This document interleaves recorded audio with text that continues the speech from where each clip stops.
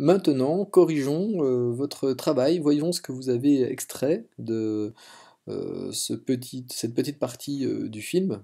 Très long film de 3 heures, vous n'en avez vu que quelques minutes, à présent, mais là, on a déjà quand même pas mal d'informations, sur une histoire, qu'il faudra, retenir. Ça fait partie de ces récits, du passé, qui nous viennent du passé, qu'il est important de retenir parce qu'ils sont, très souvent cités, on y fait beaucoup référence. Ils sont à connaître. Alors on y va.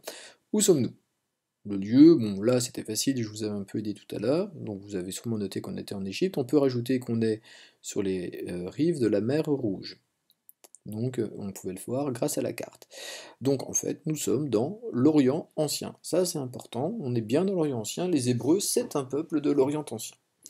Euh, Maintenant, les acteurs. Alors, nous avons évidemment un peuple qui est en train de partir, guidé par un homme, Moïse. Son nom revient plusieurs fois, alors certains d'entre vous le connaissent déjà, ceux qui ne le connaissent pas, il est à retenir, c'est un des grands personnages de la Bible, et il est le guide de ce peuple, et donc ce peuple, évidemment, il s'agit des Hébreux. Continuons, ils ne sont pas seuls, ces Hébreux et Moïse, ils sont aidés par un personnage qu'on ne voit pas, mais qui accomplit des choses extraordinaires, notamment celle qu'on voit sur l'affiche, et on va y revenir, et ce personnage c'est Dieu. Ils sont aidés par Dieu, ils ont un Dieu qui les aide. Donc je mets une majuscule à Dieu ici parce que c'est le nom du Dieu, hein. C'est pas comme on dit le Dieu Jupiter. Jupiter le nom, là c'est Dieu, et donc on met cette majuscule. Enfin, un dernier acteur du passage que nous avons visionné, c'était les Égyptiens menés par le Pharaon. Alors maintenant, eh bien, continuons, que se passe-t-il dans cet extrait? Alors dans cet extrait, eh bien, on a des Hébreux qui fuient. Ils sont en train de partir d'Égypte, ils sont en difficulté, on verra pourquoi dans quelques instants, et ces Hébreux qui fuient l'Égypte, eh bien, sont aidés par Dieu qui va ouvrir la mer pour les laisser passer. Donc là, c'est le passage hein, vraiment spectaculaire de l'extrait que vous avez pu voir. La mer s'ouvre et laisse passer les Hébreux, mais ce n'est pas tout.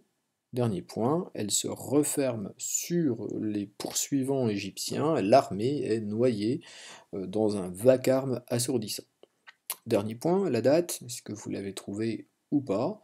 Alors elle était pas donnée, donc, vous avez peut-être fait des propositions, vous avez peut-être dit que c'était le premier millénaire, peut-être un temps plus ancien.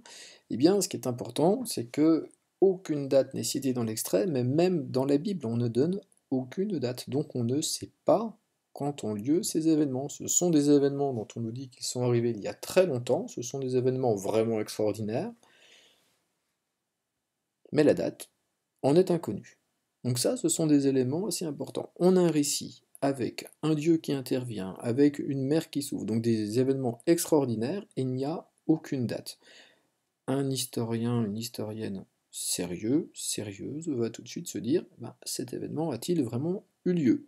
Donc ça, c'est une question qu'on peut poser tout de suite. Est-ce que ce récit raconte quelque chose qui serait arrivé, qui aurait été après, on va dire, amélioré avec des événements extraordinaires, ou est-ce que c'est une pure création, un récit ancien, une légende ancienne? Alors, on va avancer un petit peu pour conforter notre connaissance du contenu de la Bible et de ce récit-là, donc de la fuite des Hébreux d'Égypte guidés par Moïse. Alors juste une chose, ce thème de la fuite d'Égypte a été très souvent peint, euh, décrit, réécrit, ça a inspiré beaucoup d'art, la littérature, la musique, la peinture, la sculpture. Je vous donne simplement une image que j'ai trouvée très belle. D'ailleurs, je m'en servirai à plusieurs reprises des illustrations de cet auteur. C'est un dessinateur du 19e siècle, caricaturiste, peintre, graveur. Donc là, c'est une gravure de Gustave Doré, 19e siècle, et il a illustré toute une Bible. Alors là, vous reconnaissez évidemment l'événement qui est représenté. On peut même se demander d'ailleurs si le réalisateur du film Les Dix Commandements ne s'inspire pas un petit peu de ce dessinateur pour son film. On voit bien ici la foule du peuple hébreu avec Moïse, la lumière hein, qui représente la présence divine, et les pauvres Égyptiens qui sont écrasés sous les vagues de la mer Rouge. Voilà. Alors, petit travail supplémentaire, je vais vous demander de faire un tout petit peu de lecture, un tout petit peu, de documents qui sont dans votre livre. Alors, tout d'abord, vous allez regarder ce document qui est une fresque qui nous vient d'un bâtiment religieux, une synagogue. C'était un bâtiment religieux des Juifs dans l'Antiquité, encore aujourd'hui d'ailleurs, les Juifs prient dans des synagogues. Elle vient de Syrie, elle date du 2e siècle après Jésus-Christ. Ce qui m'intéresse, moi, c'est ce qui est représenté ici. À vous de l'identifier en lisant le petit commentaire. Allez voir dans votre livre, ce sera plus facile. Et deuxième document que je veux que vous lisiez, c'est celui-ci, donc qui est présenté sous la forme de deux petites plaques de pierre. Lisez ce qui est écrit, regardez bien le titre, lisez bien le commentaire, et ce qui est intéressant, c'est de voir d'où viennent ces informations, d'où est-ce que ça vient. Donc document 1, page 108, d'où est-ce que ça vient ceci, d'où est-ce que qu'est-ce qui est raconté ici, comment on peut compléter notre histoire. Je vous laisse faire la lecture et on continue dans la vidéo suivante.